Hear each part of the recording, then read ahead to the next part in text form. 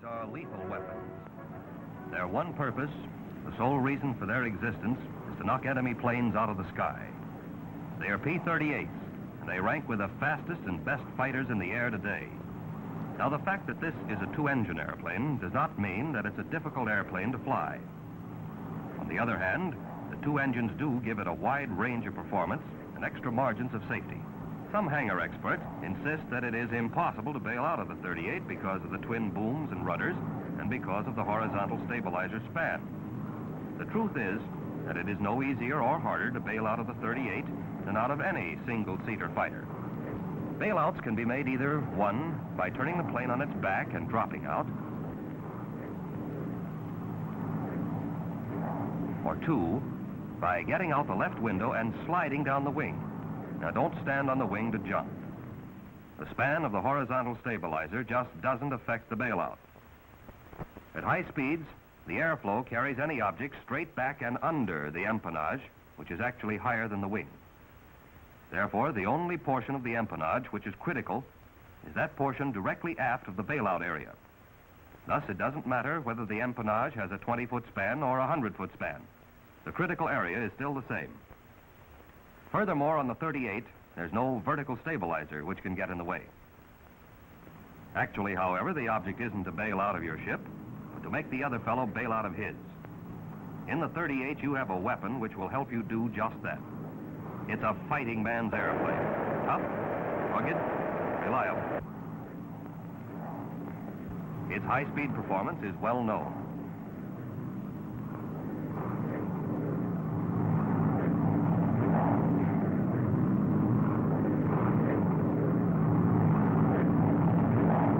But its control at low speeds is equally spectacular from the point of view of performance.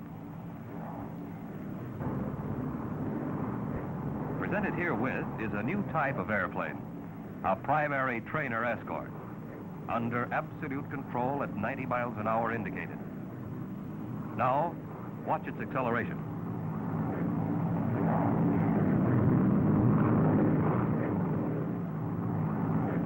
Most important of all, maximum performance makes it possible for a 38 pilot to dictate when and at what altitude he shall combat.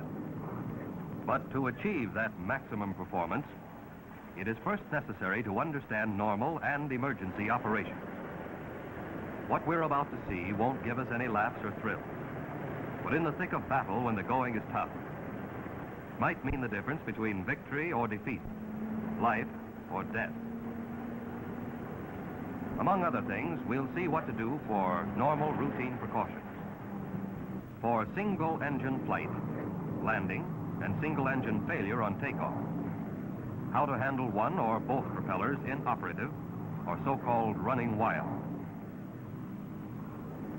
We will check on use of landing gear and flap emergency extension systems. All of these will be seen for the purpose of achieving the true objective of the airplane, maximum performance in combat. And the men best qualified to demonstrate these operations are the men who know the 38 best. Men who have flown them the most, production pilots. Charlie Brannan, Tom Kennedy, Jimmy Mattern, Avery Black. The pilot who's flown more 38s than any other man is going to take it up from here. He's the chief engineering test pilot, Milo Burcham. We're not going to try to teach you how to fly. You've all had good training in other ships. We're simply going to show you how we handle a 38, hoping to increase your knowledge and skill, and in that way, add to the effectiveness of the ship and to your own safety. There are certain routine precautions which apply to every condition on every flight. So let's take a look at those right off the bat. Before takeoff, the hatch must always be securely latched.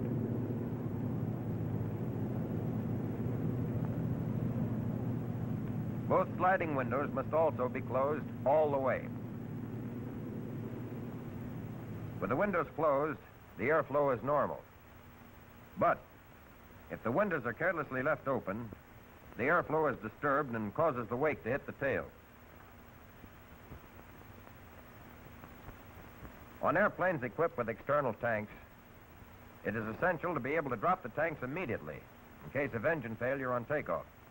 Therefore, before starting, the drop tank switch is placed in the safe position, and the drop tank selectors are placed on, so that in an emergency we can lose the tanks by simply punching the drop tank release button. When the full fuel load is carried, takeoffs are always on the front tanks. Normally, we use no flaps. Later, we will check on conditions where flaps are used. But at all times, maximum allowable manifold pressure is used. Once in position at the head of the line, and after run-up and mag check, propellers are checked in the automatic position. By trying the governors, we make certain that they're really governing.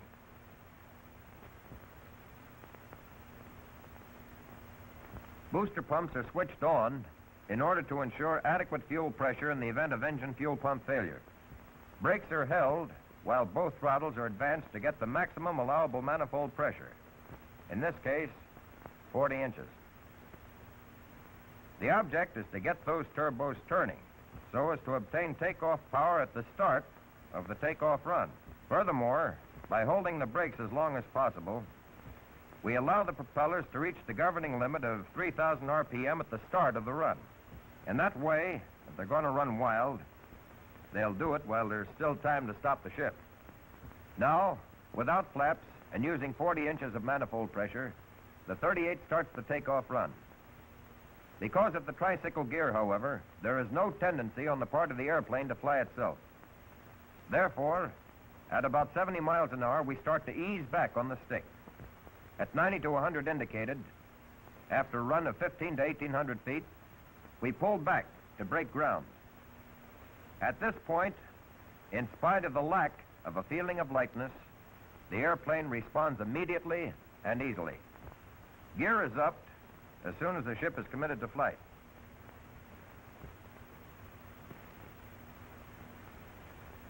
By the time the gear retracts, indicated airspeed will be at least 150, well above single engine operation speed of 120. If the boom doors do not close immediately, nosing the plane abruptly down a couple of times usually will close the doors. No flaps are used for normal takeoff because without them, we get the single engine flying speed faster. But if this tower, for instance, were an obstacle 1,700 feet from the head of the runway, a zero flap takeoff would catch it right amidships.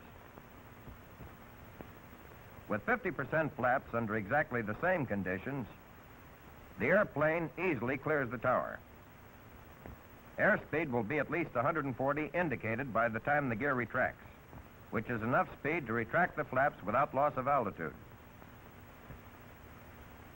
Although flaps reduce takeoff run about 500 feet, they only provide a takeoff goose because the rate of climb and speed at zero flaps quickly exceed the initial advantage with flaps.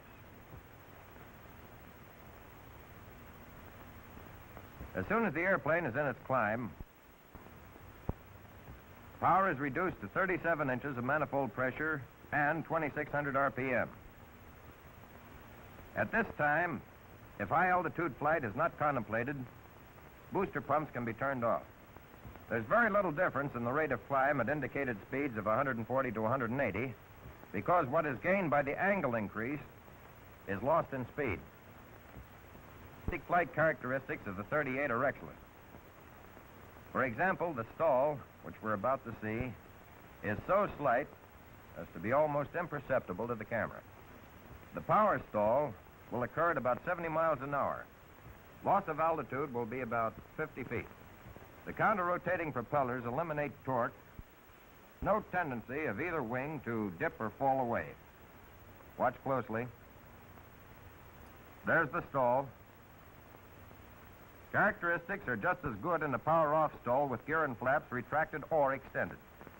Accelerated stalls, accompanied by normal buffeting, occur on any airplane when the angle of attack is increased to the point that the airflow over the wing becomes turbulent. This can happen in sharp turns, pull-outs, or other severe maneuvers.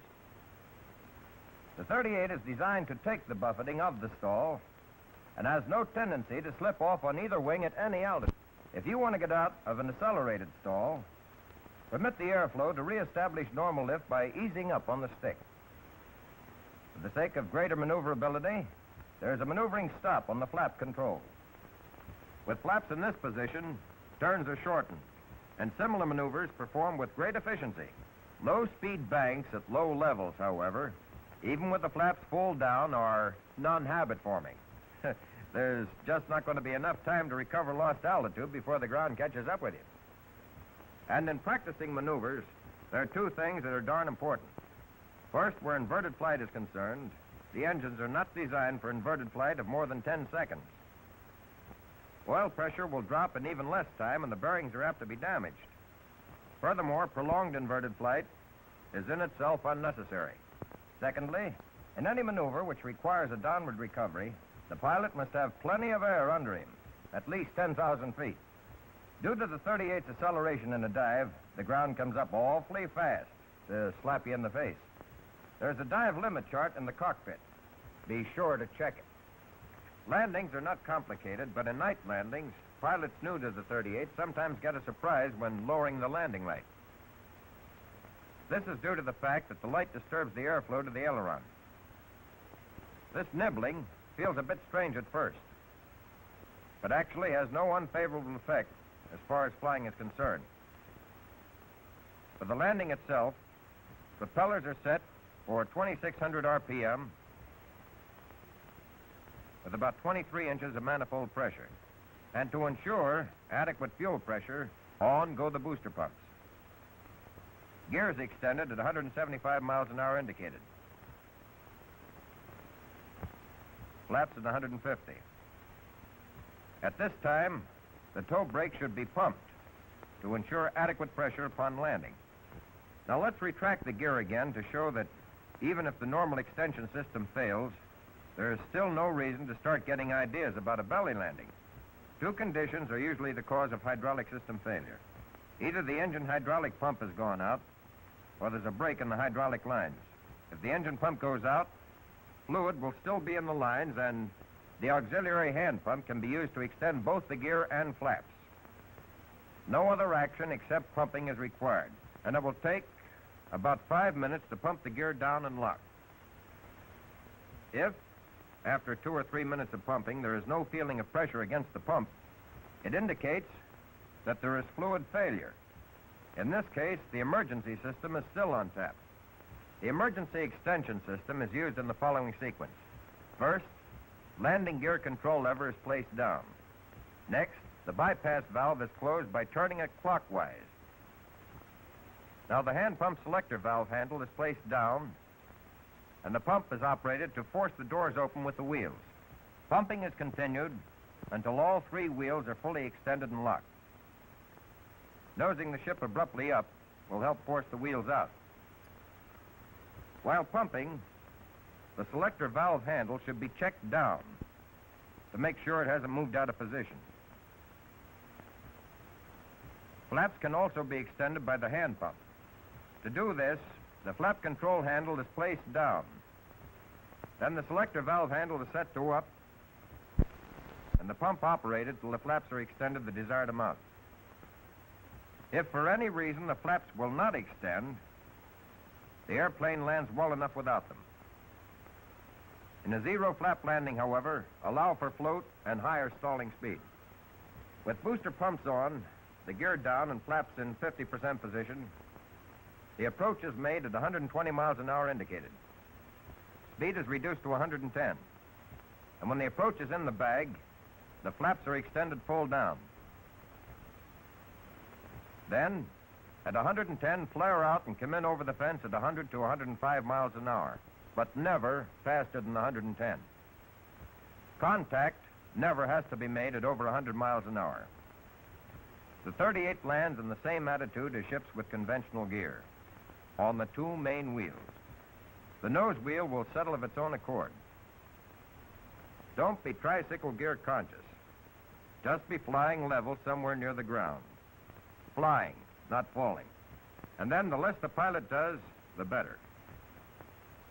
For slowing down, brakes are applied on and off, rather than with a constant pressure. There is only one way possible to make landing the 38 difficult. try to bring it in on its nose wheel.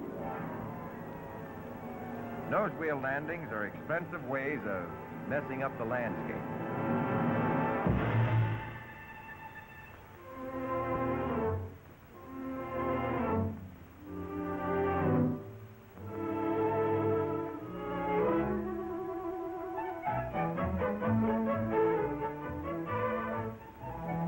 And sometime or other, everybody feels a little sorry for pilots just starting to fly single-seat fighters.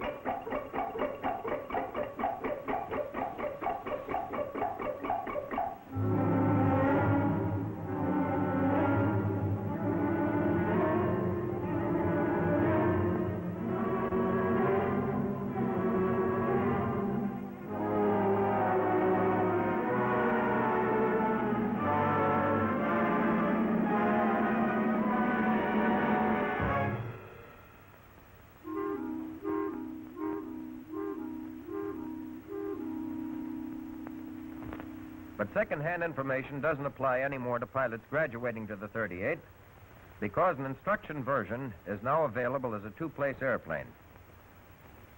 The boys call it the piggyback. Now a new pilot can ride in back of the instructor and have any procedure cleared up for him in flight. This is how it works. A couple of weeks ago, a new 38 Army pilot visited the field. Wrap your legs up, Bill, and make yourself at home. Come on, kid.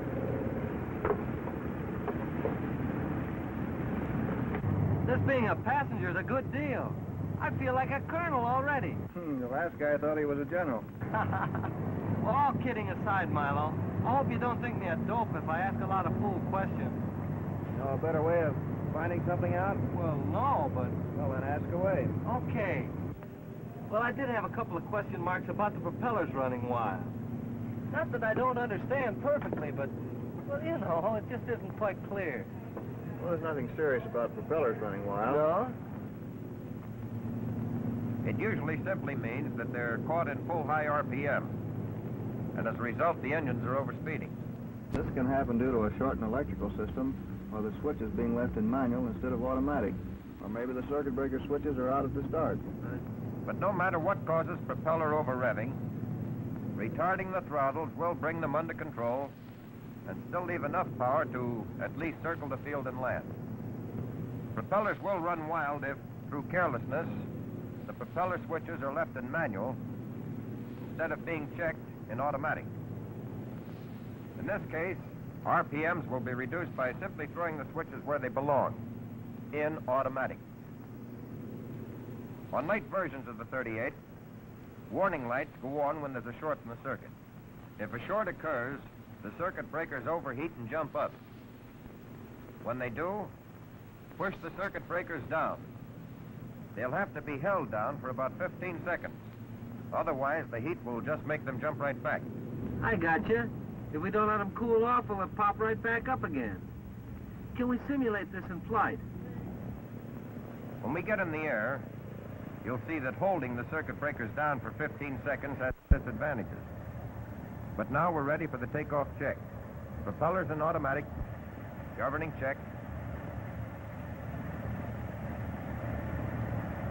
Booster pumps on, toe brakes held, throttles advanced to get maximum allowable manifold pressure.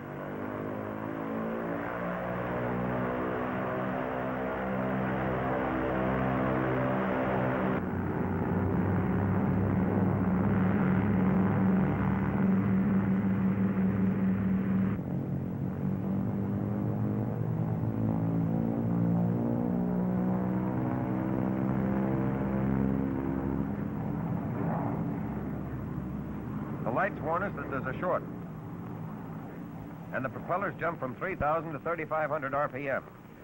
Shoving down the circuit breakers will help control the propellers. But the 15 seconds that they have to be held down is a long time in flying to have one hand committed to a single action. Therefore, it's better to retard the throttles and bring the RPMs down to 3,000 while still maintaining sufficient power to establish level flight before pushing the circuit breakers down. Now, with flight established, the circuit breakers can be held down. And if they stay down, as much power as is desired can be put on, and the propellers will be governing properly. If one engine were damaged by over-revving, the propeller would be feathered right away, and single-engine flight would be necessary. But correct single-engine flight procedure must be followed. There are only three main steps. The first step will be to set the dead engine mixture control to idle cutoff so as to reduce fire hazard by stopping the flow of fuel at once. Furthermore, if by mistake we try to kill the engine that's operating, the complete loss of power warns us while there's still time to recover.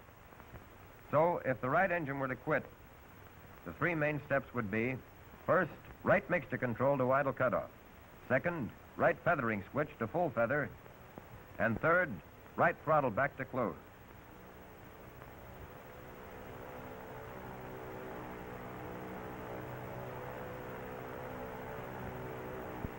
That's all there is to getting set for single-engine flight.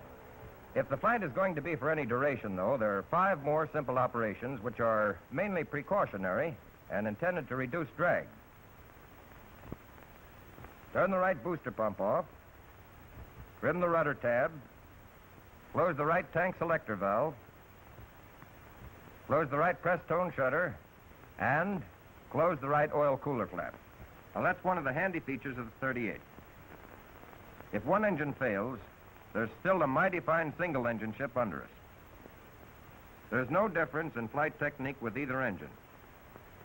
But for demonstration, we like to fly on the left engine and keep the generator going, rather than use the right engine and run on the battery.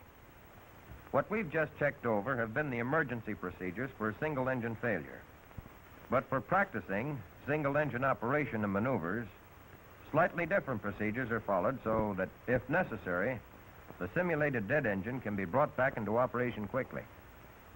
In the first place, be awfully sure that the live engine is on the tank with the most fuel. Then, and only then, start the procedure for single-engine practice flight. Now, turn the right booster pump off. Then, by retarding the right throttle, single-engine failure and the resultant yaw will be simulated. Recover from yaw with opposite rudder and throw the right mixture control to idle cutoff and feather up.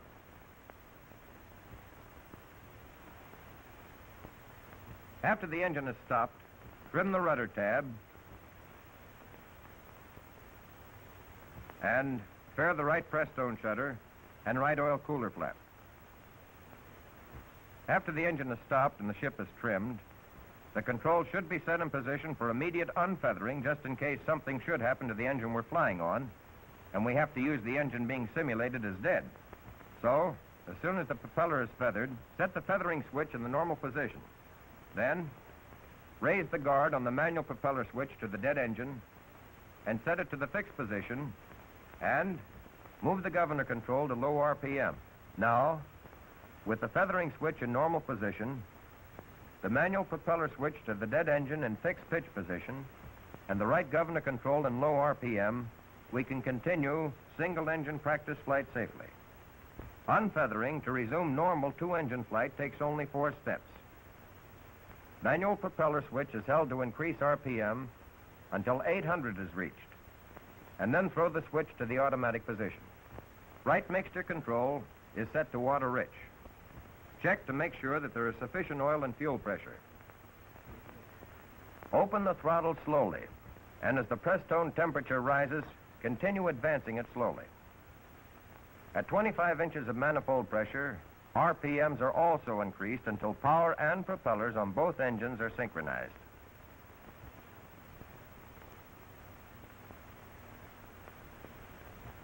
In unfeathering, we have to advance the throttle slowly because the dead engine is cooled off, and sudden application of power would be apt to result in serious backfiring. But no matter if the single-engine flight is due to necessity or for the sake of practice, the procedures for flight and landing will be the same. For single-engine cruising, satisfactory power is 31 inches of mercury and 2,300 RPM. For single-engine climb, 37 inches of mercury and 2,600 RPM are satisfactory. Use of more power is unnecessary and depends on the weight conditions of the plane. At an altitude of 20,000 feet, the 38 on one 1,150 horsepower engine can hit 205 miles an hour indicated airspeed. Figuring pressure and outside air temperature, the true speed is actually about 282 miles an hour. Loss of range in flying on one engine is about 20%. In cases of prolonged single-engine flight, fuel will have to be drawn from the tanks of the dead engine. Now, Bill, you reach over to do this. First, turn the selector to the tank which is to supply fuel. Then set the cross-feed valve switch to cross-feed position and turn the other selector off. The single-engine maneuvers we're about to go through are to show the flexibility of the ship and are recommended only for combat emergency. A single-engine aileron roll is simple enough. But the engine design, as we know, doesn't allow inverted flight of more than 10 seconds due to the loss of oil pressure. The single-engine stall characteristics are at least the equal of most single-engine planes. The power stall occurs at 90 miles indicated, and the recovery is the same as with two engines. Now, here's the stall. There's a big change in directional trim with change in speed comparable to the torque effect in single-engine airplanes.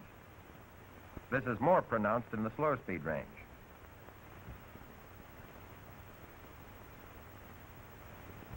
At high speed, the trim approaches the normal for twin-engine operation.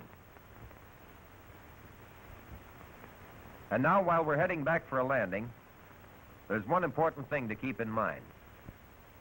Never count on a two-engine plane maintaining altitude on one engine with both the gear and flaps full down. The landing approach is made at 2,600 RPM with 20 inches of manifold pressure. At about 160, gear is let down. Cab control will be set at 0 because there's very little torque with low power. At 135 miles an hour, flaps are extended 50%. Power and speed are decreased in the approach pattern, but 120 is maintained throughout the approach. Once full flaps are extended, the landing must be made. There is no choice in the matter. So only extend flaps 100% when you see it's in the bag.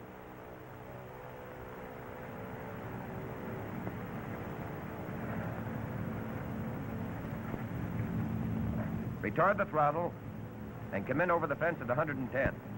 Then flare out, making contact at between 95 and 100 miles an hour.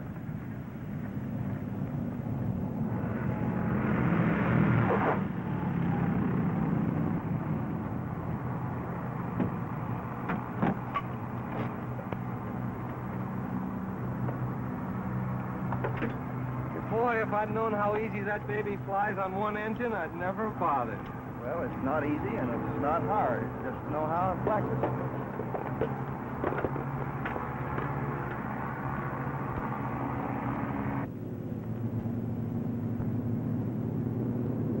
Here, Bill, this will give you some idea what I mean.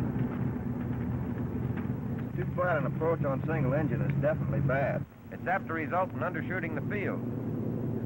The high approach can be made by diving down and leveling off short of the field.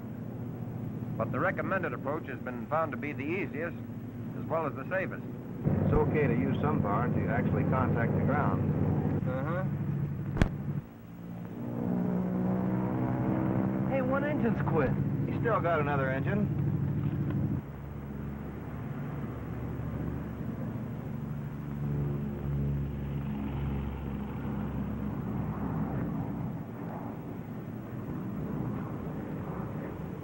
Well, he made it, but boy. Come here, I want to show you something. I think that's Tony Levere. Tony, simulate single-engine failure on takeoff. Okay, Milo. I'll cut the right engine.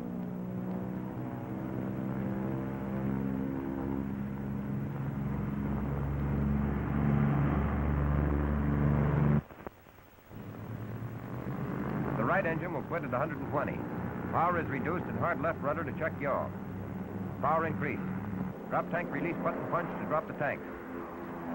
Right mixture control off. Full feather right propeller. Right throttle off. The other procedures are carried out while level flight is maintained until 140 miles an hour.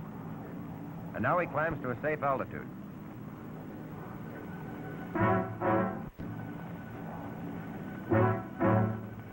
Remember, Bill, this is your first crack at it, so take it easy. Okay.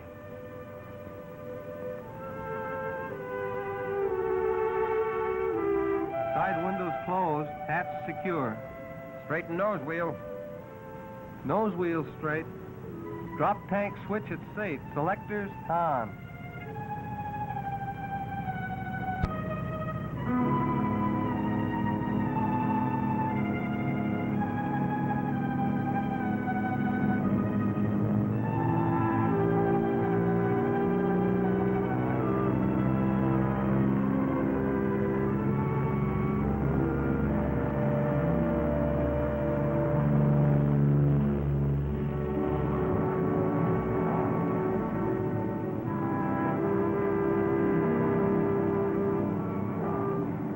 Ready for single engine practice flight on left engine.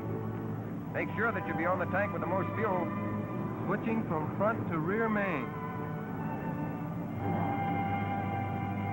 Right booster pump off and set to cut throttle. Go to it. Right throttle off, hard left rudder to check yaw. Mixture control to idle cutoff. Right propeller feathered up.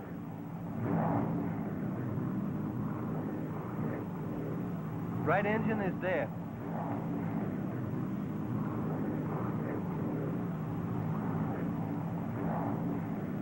Trimming rudder tab. Closing right press-stone shutter and right oil cooler flap. How's about setting the controls for unfeathering? Uh-oh. Feathering switch in normal position. Manual propeller switch in fixed position. Right governor control in low RPM. All set and smooth as silk.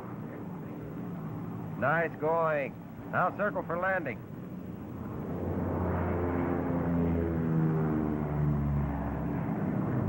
.2600 RPM with 20 inches.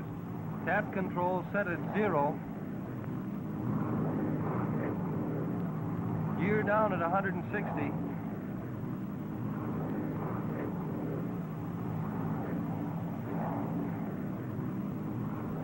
.50% flaps.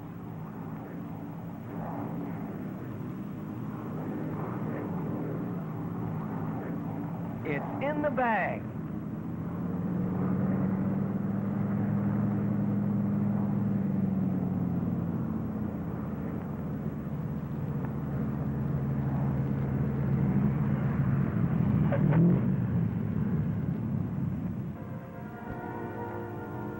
The 38 as a weapon does not have to take a back seat to any plane in the world.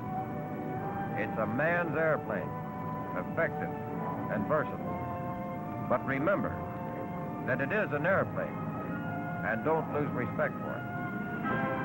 Learn to take advantage of its strong features, both of safety and attack. The skies belong to you.